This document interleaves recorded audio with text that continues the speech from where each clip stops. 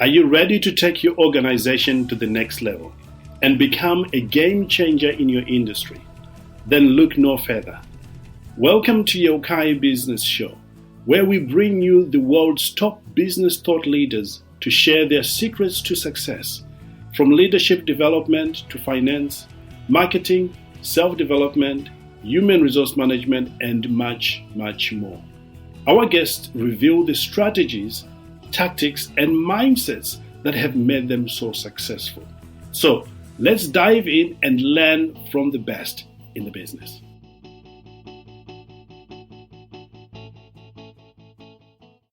Hello and welcome back to another great episode. Look, I know many of you have been writing. They want to have somebody that talks about what really works in the minds of successful entrepreneurs that we hear and sometimes we see often. And today I've got a guest who has a unique perspective on what stops a lot of people from living the life they truly want. And sometimes they've got a lot of people giving them praise, encouragement, but yet it seems like it's bouncing off. And today you're going to discover what truly works, perhaps what you can work on to change the trajectory of your life and begin to live that desired dream. And with me is my good friend, Briton Kolber, all the way from the US, joining us here for the first time. Hey, man, thanks for joining us. Thank you. This is really fun. I'm glad to be here. One of the things I appreciate about you is your ability to speak our English language in 24 accents. Just do one of these. I don't know, mate. It's a very subtle thing to be able to do a different accent for people. You had me laughing earlier on when we jump on before recording, which is incredible. Love that.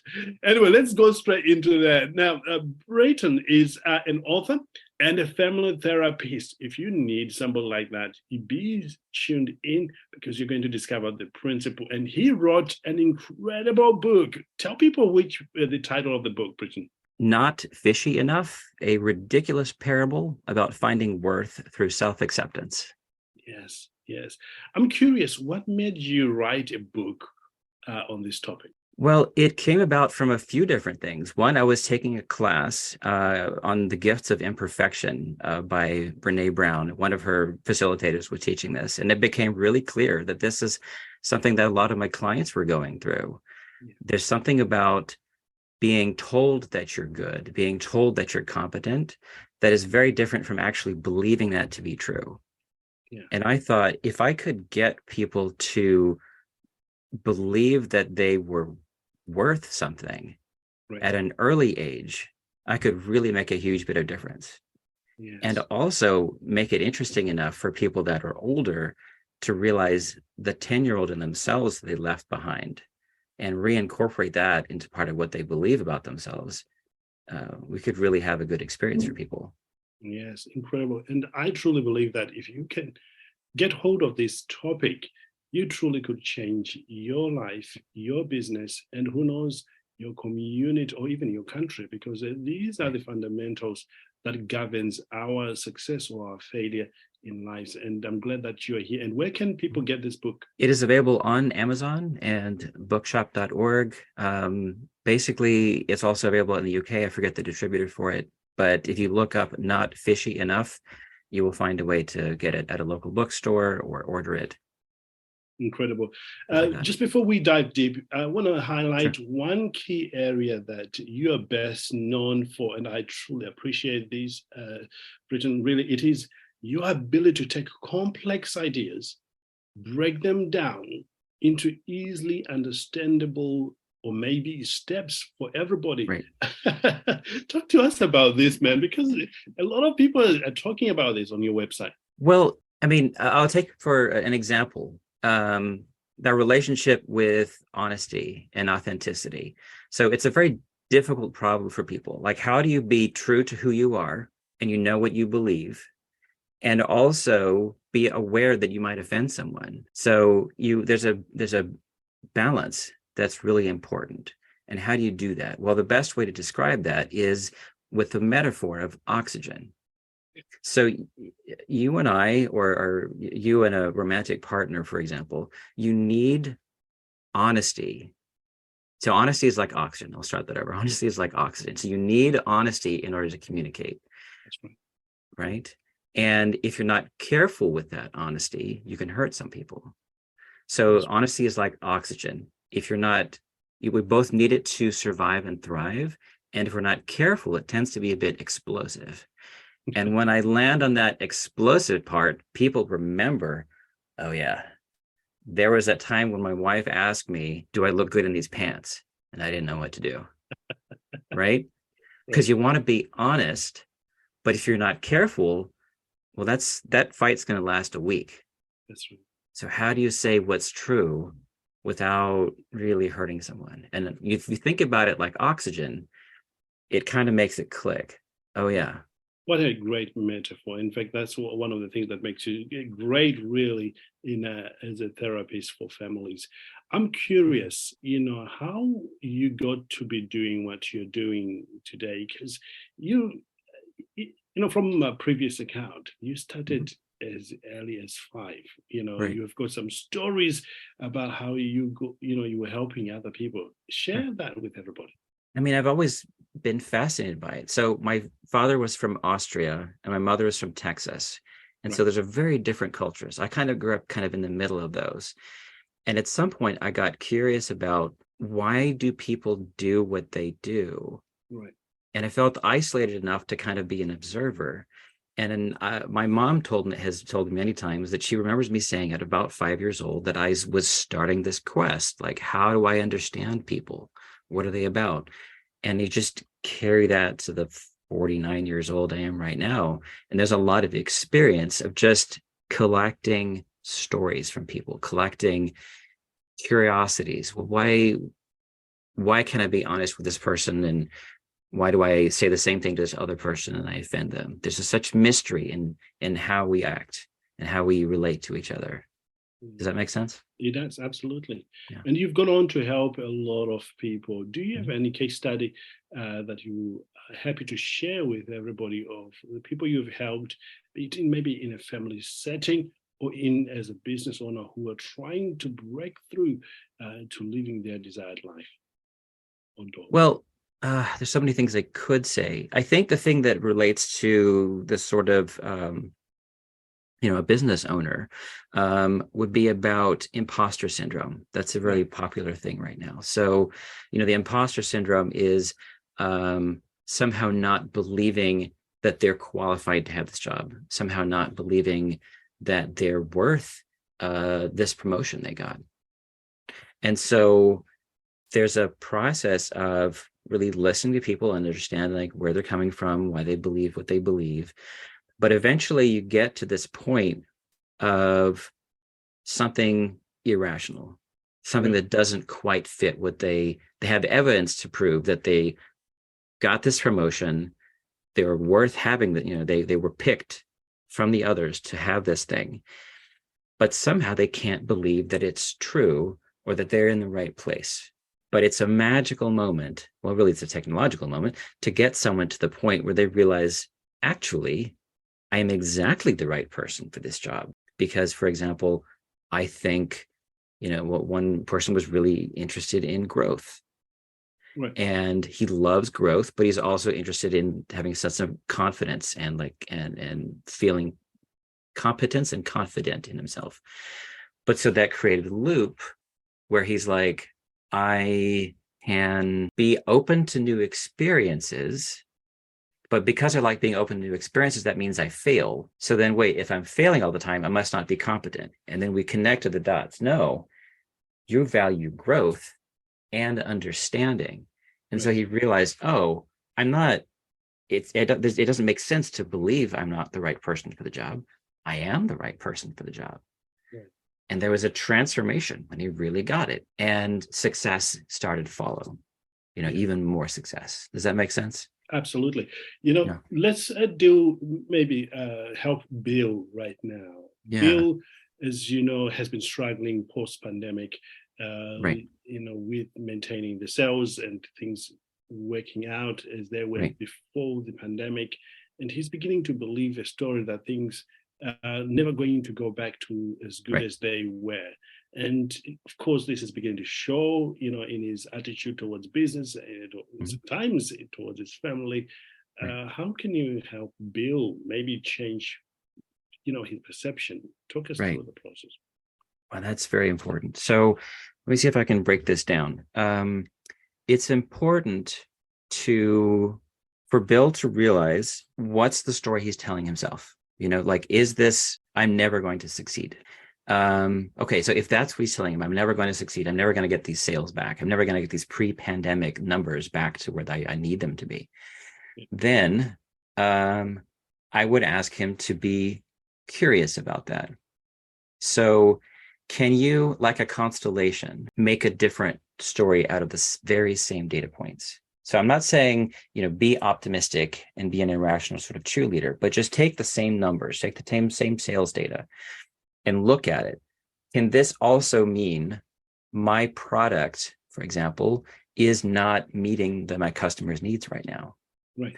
Is it this product just needs to have a different feature? Or maybe I'm not understanding the needs of my clients now that are different than where they were 3 or 4 years ago. Right. And so if he's looking at the data, then he can be aware maybe there's a different story with the same data. So he's not having an emotional reaction and a reactive response, but actually a rational one, because he's checking in with himself. What's the story am I telling what's the story I'm telling myself? Am I confirming the pessimism, or am I seeing what's really there? Yeah. Or am I seeing what I'm afraid is there? Yeah. Or am I being too optimistic? And I'm seeing what I want to be true. I'm not seeing what's really true. Like my friend Matthew talks about stories like how IBM pivoted and rebranded itself, how BlackBerry pivoted from a specific, they had a little device, the BlackBerry device, and they pivoted and turned into specializing in a different thing. So if you're aware of what the story you're telling yourself is, you can hopefully get to see what's really there instead of what you're afraid is there, what you hope is there. And then you can turn that into an actual something you can use. Does that make sense so far? Do you have Absolutely. Something empowering. What I'm hearing is the more flexibility in understanding your story you have, the better options you actually can have. And in fact, you become in charge of where you want to be, because you could have the same facts and have different explanation, different story out of it. And that will decide the destination you end up at. And I think being open and having that flexibility in looking at things from different angles is the key to making that happen. Right. So that one more thing I'd love to add to that is seeing if you can so you can look at one is to look at the story you tell yourself. Another is to look at what role you have in the story. A lot of people view themselves as the victim in the story, or they react to events that are always outside of their control. Well, what if instead of being the sidekick in your story, or the kind of side character in your story, what if you were the protagonist? Right. What if you got to decide from options as opposed to responding to the inevitable fate of what's, the economy and how it's, how it is terrible or how it is problematic? But you get to choose, okay, situations like this, I'm going to pursue that opportunity. Yeah. Does that make sense? Absolutely. And that's an empowered way of thinking. And I find a lot of great leaders, they have that approach to life, really, because there's so much of it is missing. If you have to look around us, a lot of business and people are thinking, maybe things are not working out so well. But great leaders have the ability to see the silver lining in those ones. And those turn out to be great opportunities. And people say, how do you do that? It seems like when everything is going so bad for others, you find a way to move ahead. And it is exactly this way of thinking that helps you. Yeah. Right. Amazing. Yeah. There are a lot of really creative leaders in this. Tony Robbins is a really effective leader in terms of, he was a big influence on me in terms of understanding how to take advantage of, like see what's really there and make a good decision. Yeah, incredible. Now, there's a lot of people who truly perhaps are aware of the concept that we're talking about. Right. But there is often like an action knowledge gap in Yes. between there. Right. And you've helped a lot of people. How can anybody who sort of mentally know these things can begin to live these out? That is I'm so glad you asked that question. So this reminds me, this is actually one of the fundamental things that started me in therapy, is there's a particular belief. So I had this wonderful advisor for reasons that are hard to explain. I had an internship quite young with an inpatient psychiatric unit. Right. And this guy always made this joke. He was from Nicaragua. And he said, how many psychiatrists does it take to change a light bulb? It's like, okay, all right, what's the joke? And he says, we didn't know. It's like, just one, but the light bulb has to want to change. Right. Right. And so that really set my mind thinking, wait a second, you can tell people things, you can give people helpful advice, but the only time it really matters is if they want it, if they're open to hearing you. Right. And so you really have to meet people. It's most effective to meet people with where they are. Right. So by that, I mean, you have to understand precisely how difficult their situation is. Until then, they might be inclined to accept your influence. But you've got to really listen to it. Like as Chris Voss says, it's only when they say that's right, you understand. Incredible. Then you've got a moment where you can maybe look, you believe, let's talk about Bill. He believes that he's never going to get these numbers up again. Okay. Bill is only going to listen when you hear him out, all the things he's tried, all the marketing that he's put out there, all the staff that he's trained, whatever that is, all the things that he's tried. And when he finally feels like he's been heard, then he's like, okay, what have you got? Right. But if you jump too soon, here's what you need to do. Maybe I'll think about it. You know what I mean? Yeah. He's got to buy in and get it for himself, for his own reasons, not for what you're giving him for. Right. Right. Incredible. Yeah. Well, this is going so well. Bill, if you want more information, we will put a link at the bottom of this link so that you can actually go and explore a lot more of what Britton talks about. In fact, would you share the appropriate website or places where people can connect with you? Well, if you want to check out the book, I would try notfishyenough.com. You're also welcome to look me up at britonkolber.com. So BRITONKOLB as in Bravo, ER.com. Those are the two best places to reach me. Yeah, incredible. I encourage you to go reach out to Britton on those links as well. As we're coming toward the end of our time together, you are a business person like the listeners here, and you have gone through the pandemic and all these stuff that are happening. How do you keep yourself motivated and sort of going for your goals? Right. Wow. Good questions. Well, it was particularly challenging. I mean, from a business standpoint, I didn't have scarcity. I had abundance. Right. So I had to switch to, I guess I'm doing it online. And then that meant, how to be with children and childcare. And about a month into it, there was the additional challenge of some things I've been trying to figure out with my kid's mother. They were not going to work. And so she moved out. And so there was this challenge of how do I stay helping other people with this change going on? Right. And the tools I used were very simple, but people often don't want to hear them. It's about gratitude and self-acceptance. So I started this evening routine of being aware of what I was grateful for, being aware of what I was grateful for every night, right? In that kind of slightly dreamy, suggestive state of mind before you go to sleep. And also this self-care, this accepting myself. I would even, this is a bit vulnerable to say, but I would tell the kind of inner child, the sort of 7-year-old that maybe wasn't quite happy with how things were. Yeah. I love you. And as cheesy as that sounds, it's hard to get to the good without going through that mushy stuff. Right. I've had a lot of really tough, brusque, manly clients. You're like, I don't know, man. I don't know if I can do this. And then they start to be open to the idea of actually liking who they are. Right. And things start to change. Those are the hardest things.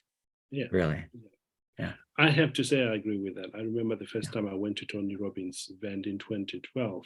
Yeah. He does the priming exercise in his event, where he takes you through this, sitting maybe 15 minutes, I think it is, where he walks you through entering into a state of gratitude, and you are grateful for who you are, the things you get to do, the people you have in your life. Everything that is out there is out to serve you, not to destroy you.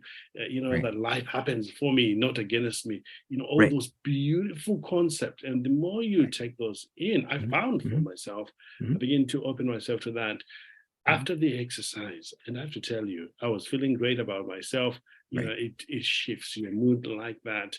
And, so I 100% agree with, what is keeping you going in today's environment, indeed.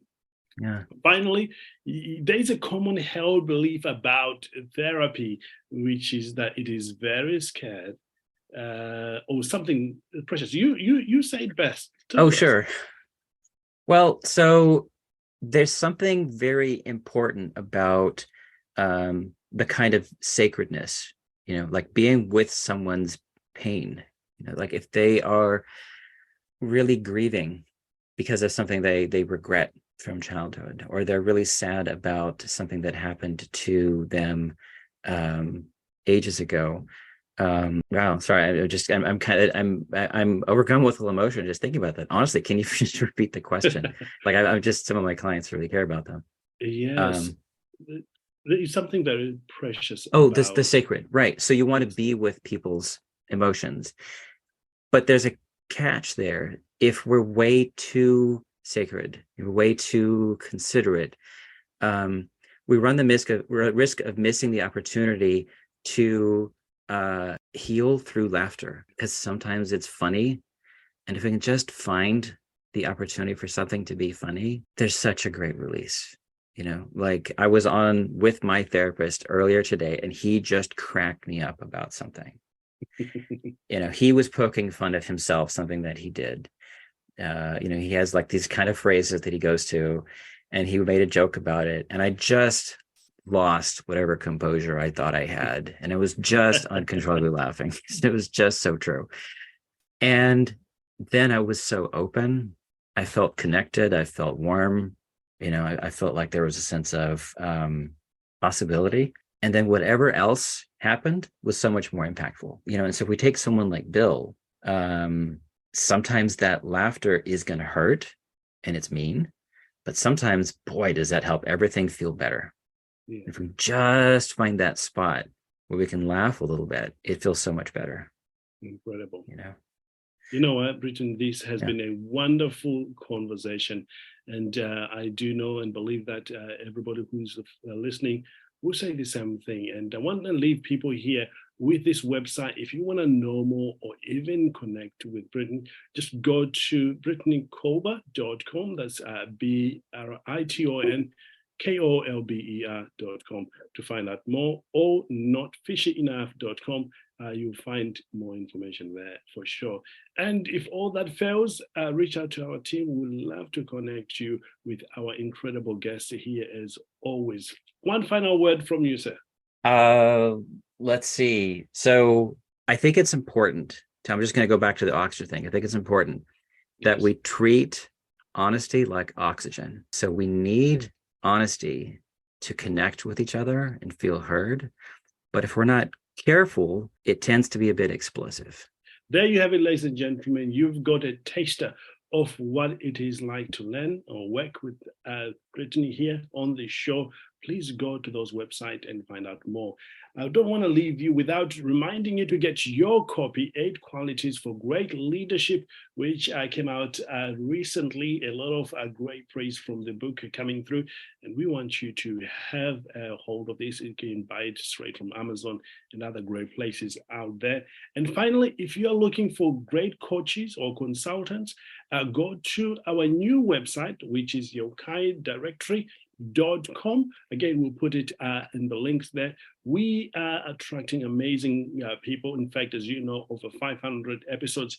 All of these amazing, great people are going to come on there, and those that are in our black book are going to go on there. So if you want to connect with some of the coaches and consultants that we truly believe are great, you need to register on that site, which is YeukaiDirectory.com. In fact, you can go on there using the link below here to find out what it's all about. Until next time, ladies and gentlemen, I truly appreciate you and everything that you're about and what you're going through and what you are building and your contribution. Until next time, live well, live with passion. Know that the best is truly, truly yet to come.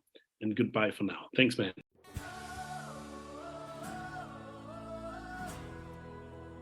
Thank you for tuning in to Yeukai Business Show. We hope you have enjoyed today's episode and have gained valuable insights and inspiration from our amazing guest.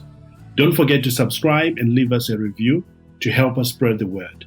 Also, be sure to check out our Leadership Ultimate Success Mastermind program, which is designed to help you and leaders in our community to do great things and support each other along their leadership journey. Until next time, live well, live with passion, know that the best is truly yet to come.